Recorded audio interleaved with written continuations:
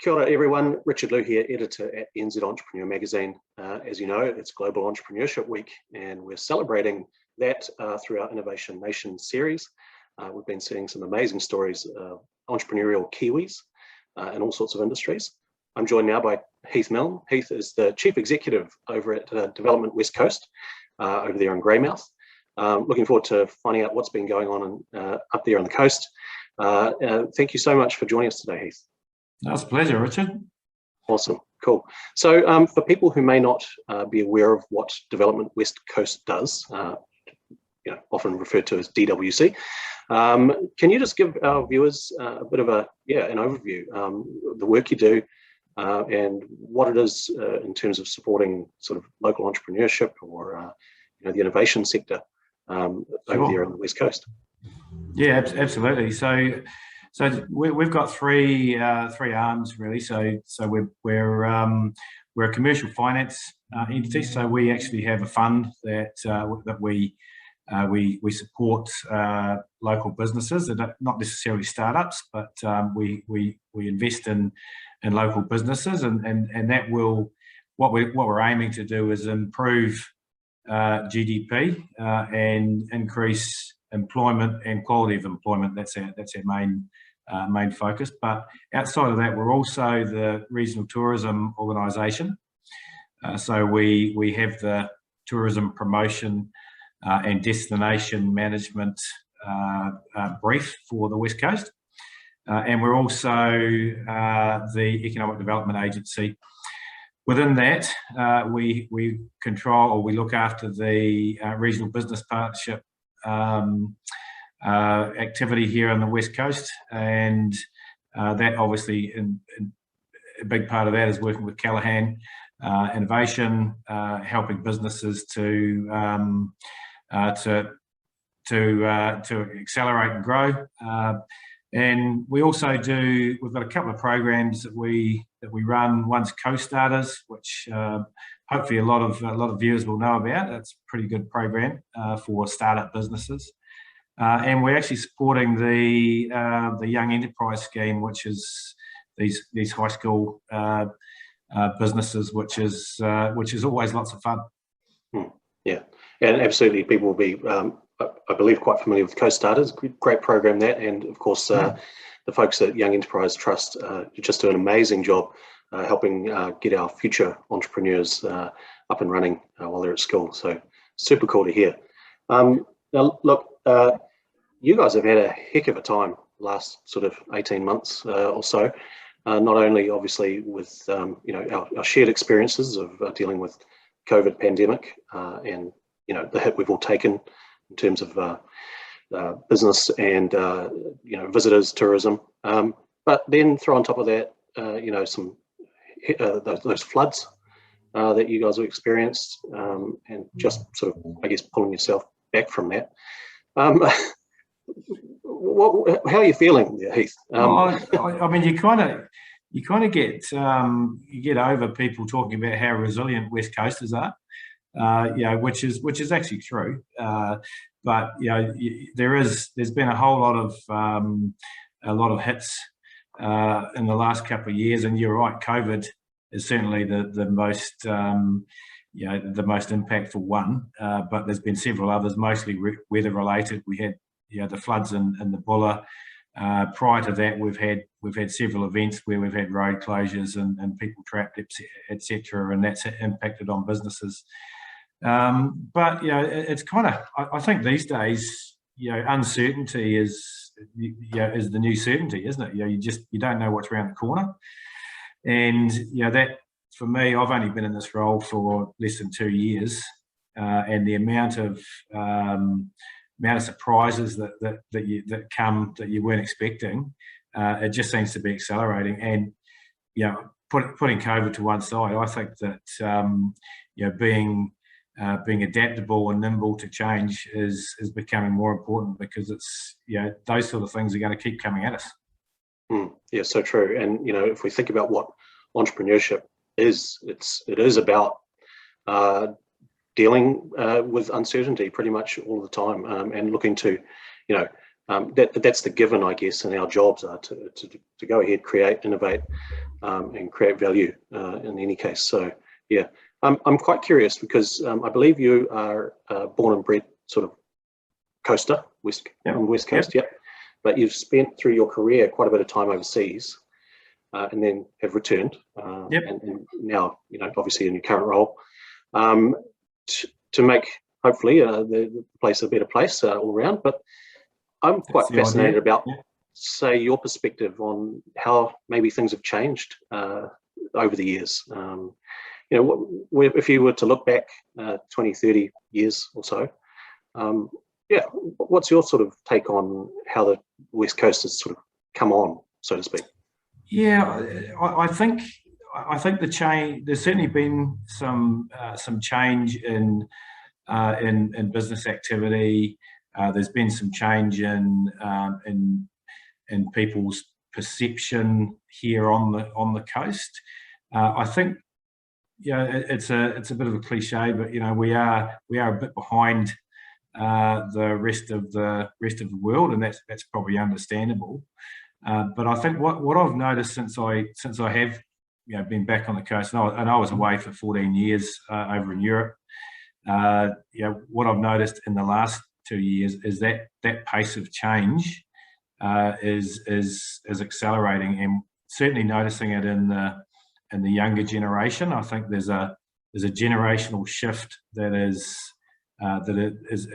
happening as we speak, and it's partly driven by our traditional industries here, which have been primary industries, extractive industries, hugely important and will remain important going forward, but they'll look quite different. Big change that we're seeing at the moment around climate. It's pretty obvious when you go down to most of our coastal towns that the climate is changing, and climate deniers aside, or climate change deniers aside, there's general recognition that our traditional approach to energy, and particularly thermal energy, is going to have to change. But what I'm finding, and what we're noticing more and more, is that people are looking at that as an opportunity, and there are huge opportunities out there to change how we deal with our energy requirements, and particularly create or hopefully create some new opportunities in new industries. And you mentioned before, again, just a couple of programs there that you run to support local people who are maybe thinking about getting into business, or passionate about solving particular problems through business or social enterprise. So your EDA team, obviously, that's part of their remit, I guess. What other ways do you support, I guess, those say entrepreneurs who may be just starting out? We have the business advisors, and they, while they're not giving businesses individual advice, they're facilitating it, and through that RBP and through Callaghan, where we can access that support. But I think the key thing that's going on at the moment is we're partway through redeveloping the long-term economic strategy for the coast, and it's not a DWC strategy; it's a West Coast strategy. We're just facilitating it. So we've had several workshops, sessions in the last few months.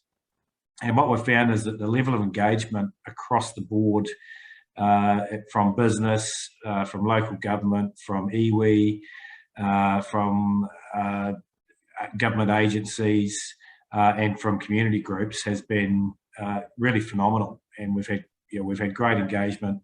I think we've had over 150 individuals from multiple organisations in the room on several. Over two different workshops, but we also brought in a group of young people. So we went into the schools and into the local youth groups, and we had sessions with those guys, looking at what business and what the economy might look like in the future. So that strategy is pretty much formed up. It's not final yet. We're just sort of tidying it up. But there's certainly a significant shift in where where the economy is heading in the future, and that's I mentioned energy, but nature is we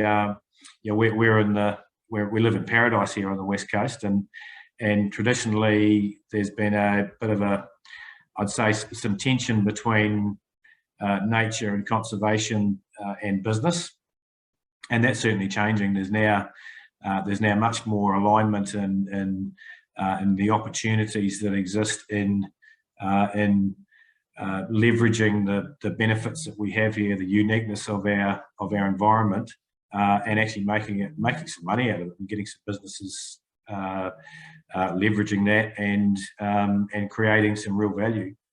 So a couple of examples of that. There's a program that hopefully most people have heard of, Predator Free 2050.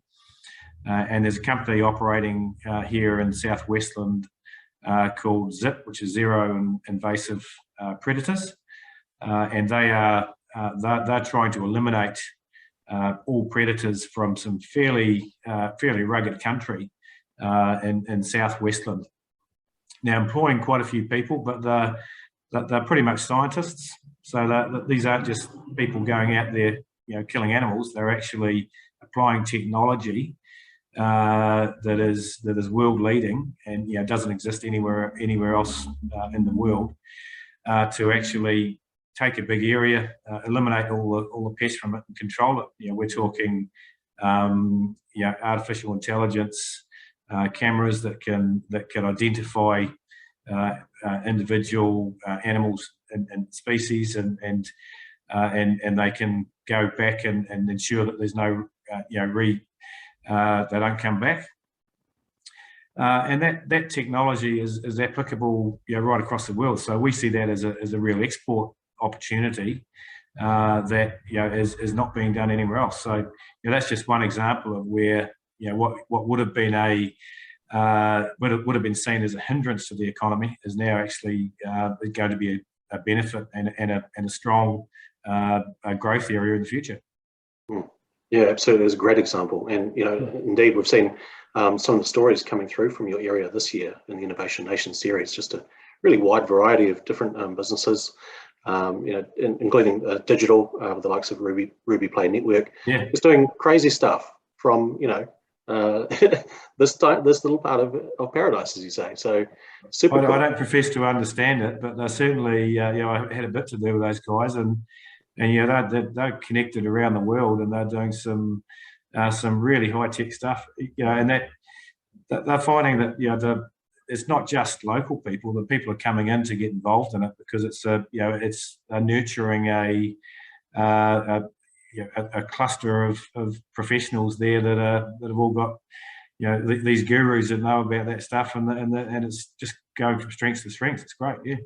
Yeah, it's an exciting time, and I think that the technology, at our fingertips today, the likes of broadband internet, that kind of thing, we're just seeing it really open up opportunities for people, right around the country. So really cool.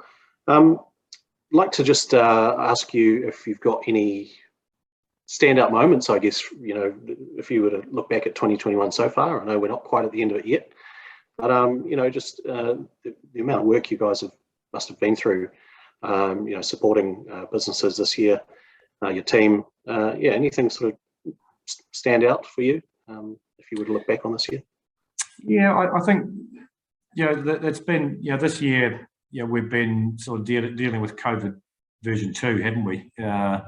And I think the standout for me is we kind of expected that we'd be over it by now, and potentially a bit naive in that space, but we thought COVID might be around, it might be a 2020 issue, and then 2021 would be about recovery. Well, that hasn't been the case. But I think in that space, the standout for me has been the resolve of businesses and entrepreneurs to keep going. And we we were expecting a lot more business closures and a lot more people directly impacted by the current times than what we've actually seen. Partly that's been through some wage subsidy support, etc. That's helped keep people alive.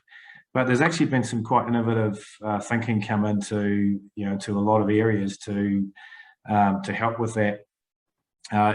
One example is we've got a quick start scheme which was initiated through a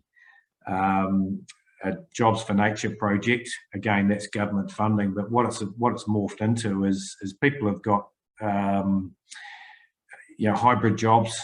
So they're working in hospitality when there's people to be hospitable to, and when there's not, they go and work in Department of Conservation, helping not just building tracks, but helping analyse data and doing all sorts of things, and that's potentially an ongoing model. We've had nothing but issues around seasonal workers in the last, particularly in the last 18 months, because they haven't been able to come from offshore. Well, that model is potentially going to to help with that whole issue in the future. And what we've also found is that people quite enjoy having a bit of variety in their work. And we're talking about